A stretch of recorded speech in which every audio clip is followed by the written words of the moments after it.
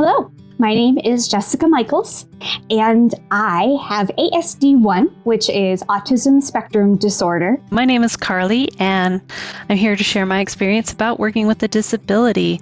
I was diagnosed with migraines a few years back. Hi, my name is Sarah, and I'm an intern with the Weekend Work programme through Inclusion Scotland, and I'd like to talk about inclusivity in the workplace. I'm Naomi Waite, one of the employment officers here at Inclusion Scotland, and here are my steps towards being a more inclusive employer. Number 1 is to be open-minded. You may think about stereotypes to do with disabilities and types of impairments, but it's best to put all of those to one side.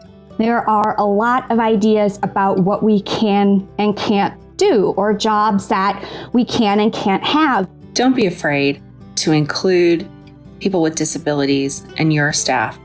A lot of us have been navigating for a very long time and have hidden talents that can really round out a team. My mind works differently than the mind of the person next to me. I see solutions that other people don't see. Number 2 is to embrace change. You may need to make changes to policies and procedures, and a lot of these changes are really positive and will make your workplace much more accessible to everybody. Organisations can easily become more inclusive by being open and honest during the interview process and offer flexible working patterns and work from home options post-COVID.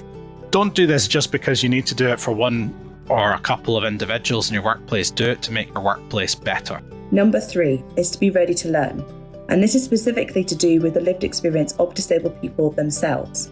Disabled people are the experts in their own experience, and it's best not to assume you know what might work best for someone without asking them first. My advice for those who are dealing with people with migraines, just know that they vary greatly in how they affect a person, and communication with that person is really going to be the best way to figure out how to deal with that. One of the great things about making reasonable adjustments for people in the workplace is those adjustments actually help everyone. Offer them suggestions by all means. Get advice externally if you need it. But at the end of the day, it has to make sense to them. Be honest about when you don't feel very confident about a discussion or when you're not sure about what might work best.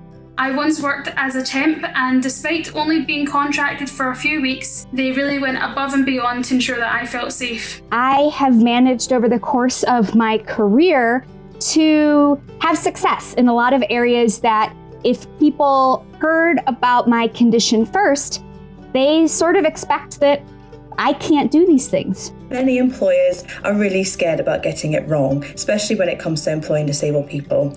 But it's really helpful to be honest about how you feel, and then you can be more open and gain confidence going forward.